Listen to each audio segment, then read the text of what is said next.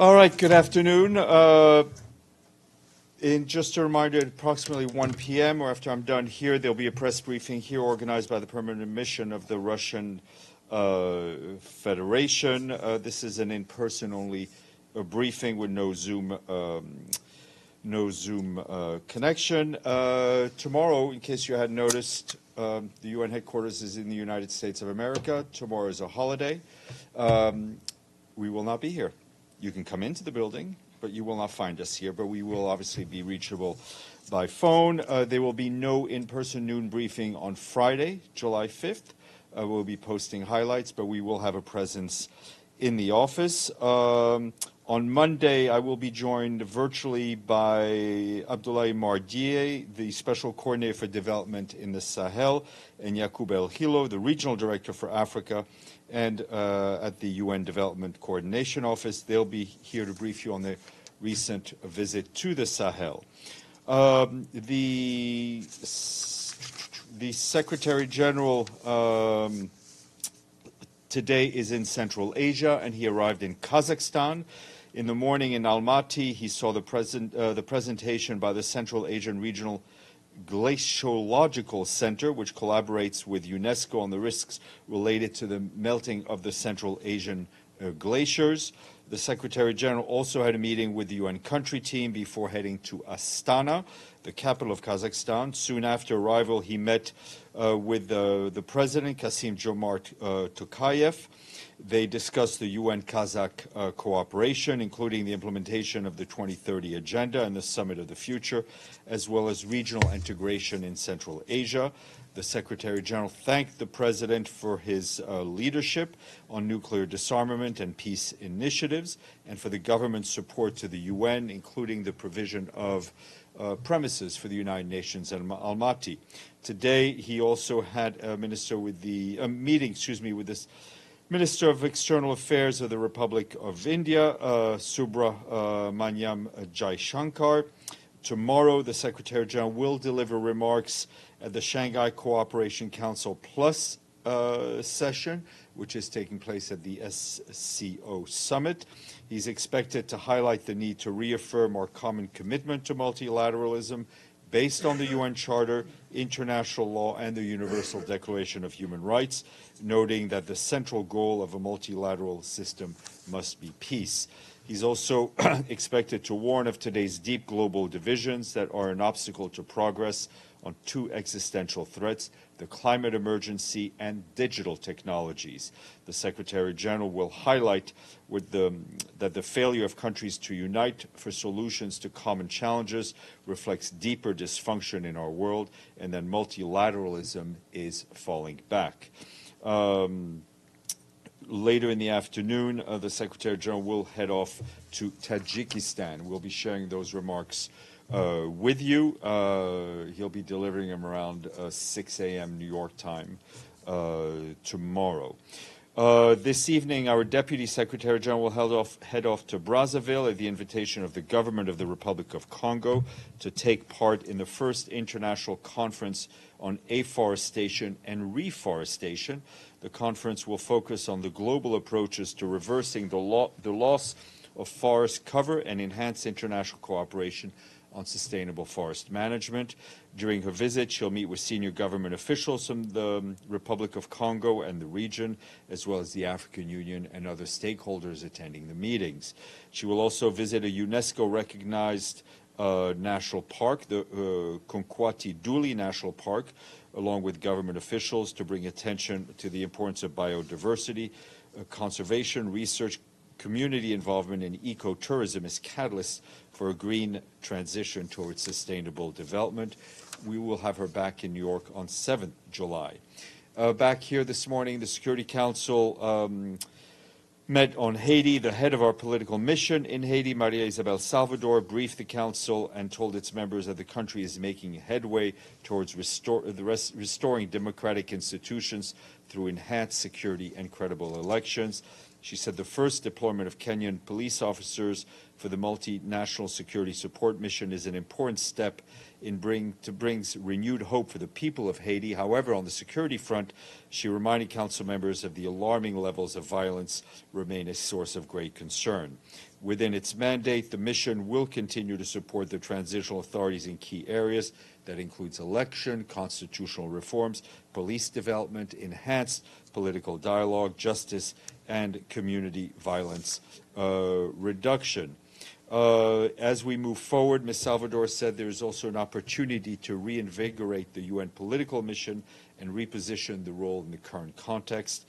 As the support mission continues to deploy, she added the establishment of coordination mechanism will be critical to promote complementarities, exchange information, and devise effective communication strategies.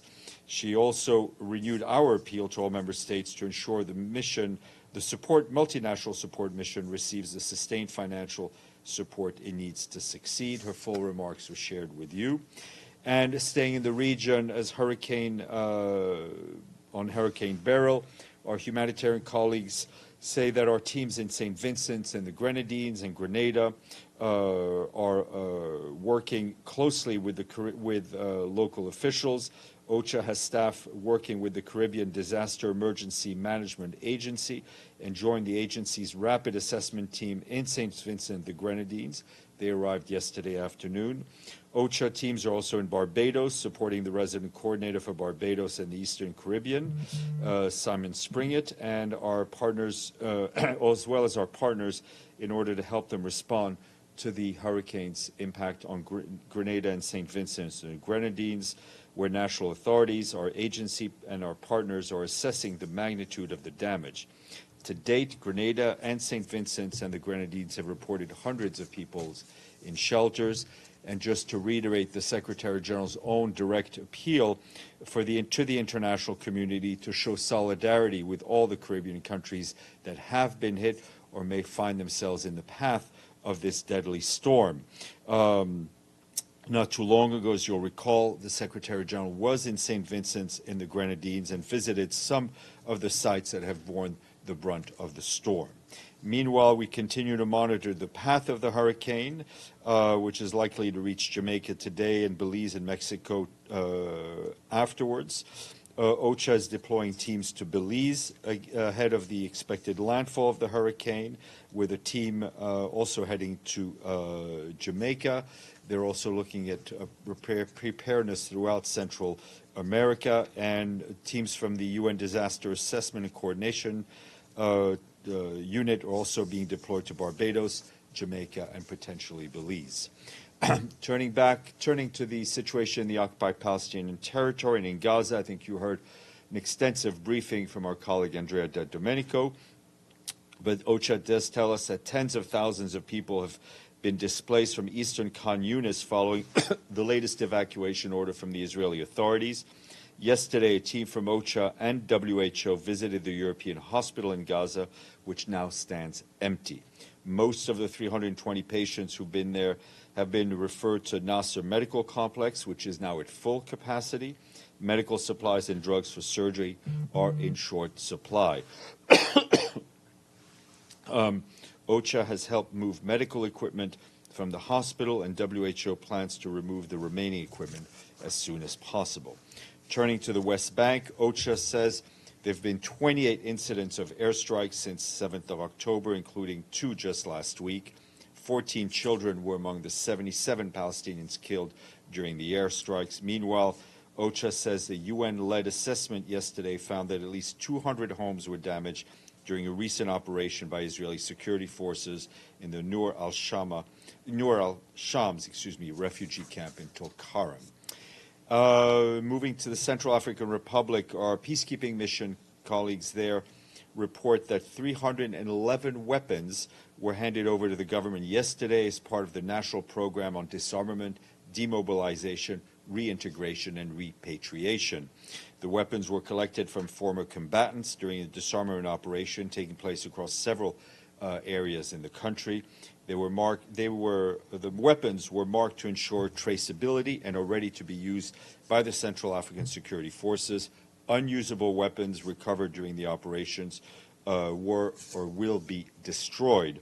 The UN mission played an important part by providing technical, logistical, and security support for this important program.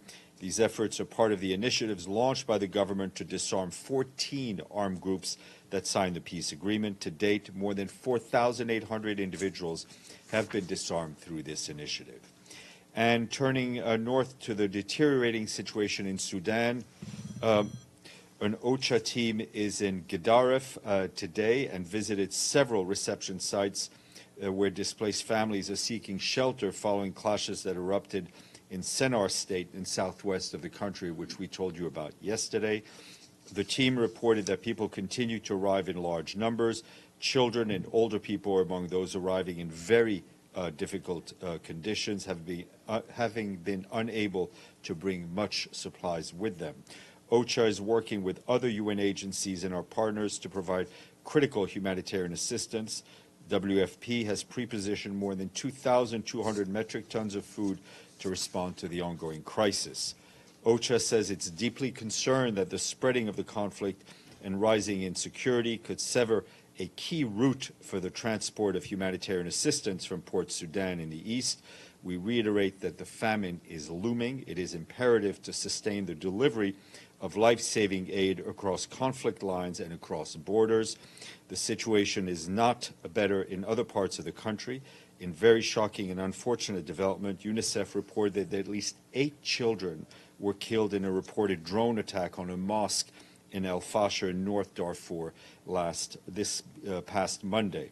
The mosque had been providing food to vulnerable children and their families. It was clearly not a safe place. The senseless killing of children in Sudan and elsewhere must end. Turning to Ukraine, where our humanitarian colleagues tell us that the city in Dnipro is experienced an attack just this very morning. It's the second deadly attack in less than a week in the fourth largest city in the country, which hosts already 180,000 men, women, and children who've been displaced due to the hostilities in the east and the south of the country.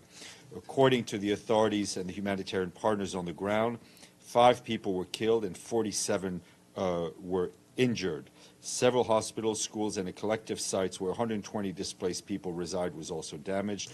Humanitarian workers were already on site, complementing the efforts of first responders, providing psychological support and distributing materials to cover damage. Yesterday, in the regions of Donetsk, Kharkiv, and Kherson were also hit by attacks that damaged homes and civilian infrastructure. More than 40 civilian casualties were reported. That's what our colleagues on the ground and partners on the ground are telling us. Meanwhile, humanitarian organizations continue to support people across Ukraine. Over the first 5 months of this year, more than 5 million people received some humanitarian assistance. And before we go to our quiz, I want to announce that I just got news that the parole board has issued a parole to Anade, who will be sadly leaving us and heading off to an amazing new adventure. So thank you for being here. Thank you for your active participation in these briefings and your stylistic presence.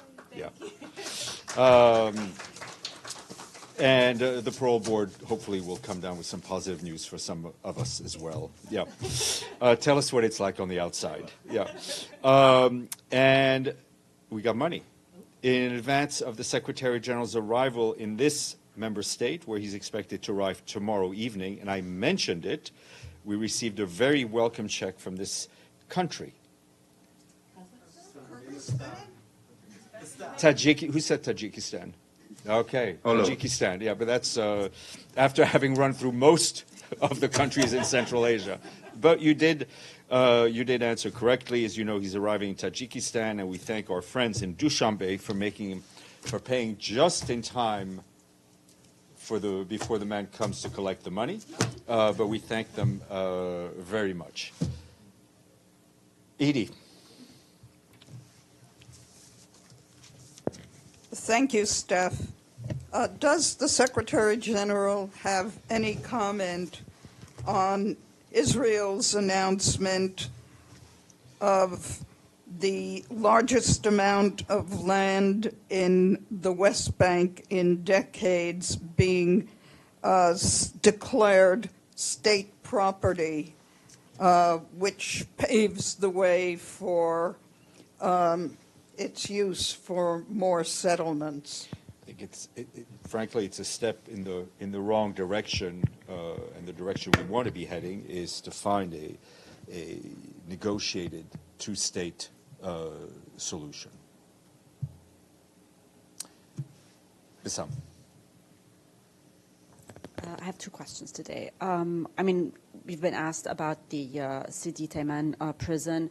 I just wanted to follow up if you have any update, if there were any plans for visits from any UN officials. I have not received no, but we will try again to get one. And just yesterday, the Israeli National Security Minister Itmar Ben-Gvir posted about the situation in the prisons, basically saying that it has been one of his highest goals to worsen the conditions in the prisons, and because of overcrowding, he basically says that he has already proposed a much simpler solution of enacting the death penalty to prisoners. Do you have any comment? This kind of inflammatory rhetoric is quite shocking, frankly, and everyone's human rights and dignity should be preserved in any situation. And I have one more about Starlink. I mean, I know this was asked in the earlier briefing, but can you confirm the reports regarding the talks on Starlink, and is this something that the UN actually uses in other areas? So we are, as we've said, in discussions with the Israeli authorities on getting what we feel is necessary equipment to provide the necessary level of safety and security for our own staff operating in humanitarian operations. It's pretty basic, and it really is how we work throughout the world, where we run humanitarian operations, including in conflict zones. We want to know where our staff is at all times, and we want to be able to speak to the staff at all times, right? For that, we need communications equipment. For Gaza, what we're asking for is some sort of communications equipment that is not some sort of communications equipment that does not rely on cell towers, which, as you well know, are not reliable in this particular context. So we're platform agnostic. I mean, people, Starlink gets a lot of headlines, but it's not about Starlink. It's about getting whatever equipment that works that doesn't rely on cell towers. Nizar, welcome back. Thank you, Stéphane. White phosphorus has been used widely in this conflict in South Lebanon. Human rights, among other organizations, have said that they have been used at least 17 locations, including 5,000 villages. This is a very toxic chemical material. Do you consider that a chemical attack, number one? Number two, will that appear in the 1701 report, which is due soon? Well, what will appear in the report will appear in the report. I haven't seen the final version of it. I don't have any confirmation that these types of weapons were used, but we are, of course, as a matter of principle, against the use of any sort of white phosphorus weapons. You have UNIFIL in the South I understand. Lebanon. I just don't have any confirmation at this point. But what do you think about the reports by Human Rights Watch, among other organizations? As I said, I can only speak for what the information that I have at this particular moment, and I don't have any way to confirm it. In the Syrian conflict, even bleach was considered as chemical weapon. We, of course, are against the use of white phosphorus weapons anywhere. Would you condemn that? I mean, would you condemn use? We're against it. We're against it. I have to wait till I get information in order to pronounce myself. Deji. Yes, three questions. First, still on the situation in Lebanon and Israeli border. Today, it seems Israeli army conducted some operation in Tyre, and then the Hezbollah retaliated. Does the Secretary General have anything to say on another round of escalation of the northern border of Israel? We're very worried about the the escalation of the exchange of fire across the blue line, which I think the Secretary General said was much more eloquent than I am, and just in terms of the potential risks, not only to Israel and to Lebanon, but to the region as a whole, if we were to find ourselves in a full-fledged conflict. Already, this has had a huge impact on the lives of tens of thousands of people on both sides of the blue line, of civilians. So we're very worried. Our UNIFIL colleagues are keeping in touch with all relevant side. Our special coordinator for Lebanon, Janine Plessis-Hernert, is also extremely involved on the diplomatic end. And second, we heard Ms. Koch and we heard Mr. Domenico today. Both of them mentioned that there should be political will to, let's say, reopen Rafah border crossings. So that brings me to one simple question. According to UN standards, do you think the humanitarian operation has been politicized in Gaza? I mean, Deji, let me just put it this way. This conflict can only end with a political solution. Are politics and humanitarian issues intertwined in this conflict? 100%. Okay. One last question. 4 weeks ago, 11 UN staffers were detained by Houthis. Do you have any update on the... I do not have anything to share with you at this point. They remain very much in the forefront of our thoughts. Do you know their conditions? I have nothing that I can share with you publicly at this point. Ibtisam Azam. Thank you. First, to follow up on the white phosphor. I mean, you said you don't have any confirmation. How comes? I mean, this has been reported already, I think, months ago, a few months ago, and it's also in Gaza. We are against the use of white phosphorus anywhere. As soon as we have some information to share, that we're able to share, I will do so. Are you investigating the use, or...? The mission, the UNIFIL continues to monitor the situation along the blue line. And I asked you yesterday about the Israeli destroying Al-Araqib village in Al-Naqab. Do you have any comments on that? I mean, do you have any more? No, I'm sorry. I should have had something, but I don't. Yeah. Thank you. Yes, sir. Yeah, thank you, Steph. As Secretary General is in Kazakhstan, will he meet with Russian President Vladimir Putin? We will announce whatever bilateral meetings he has as they happen. Often at these summits, they're done at the last minute. So whatever bilaterals he has, we will share with you. Nizar. Yeah, today the attack which happened in Carmel in North Israel, the family of the attacker were arrested, all of them. And there are news that their house will be demolished. Do you have any reaction to this? I haven't seen those details, but I will get back to you. Volodymyr. Thank you, Stéphane. Finnish president of Finland, Alexander Stubb, said that China can end Russia's war in Ukraine with one phone call. Russia is so dependent on China right now, he said. Do you agree with this assessment? Look, I'm not here to agree or disagree with the assessment made by prime ministers, presidents, or foreign ministers.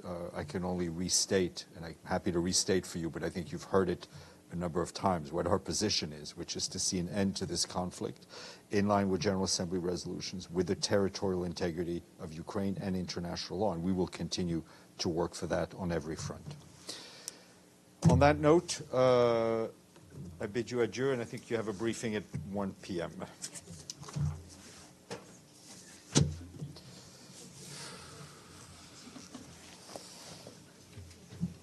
Do you have where's the cabana that you went to? It's the yacht.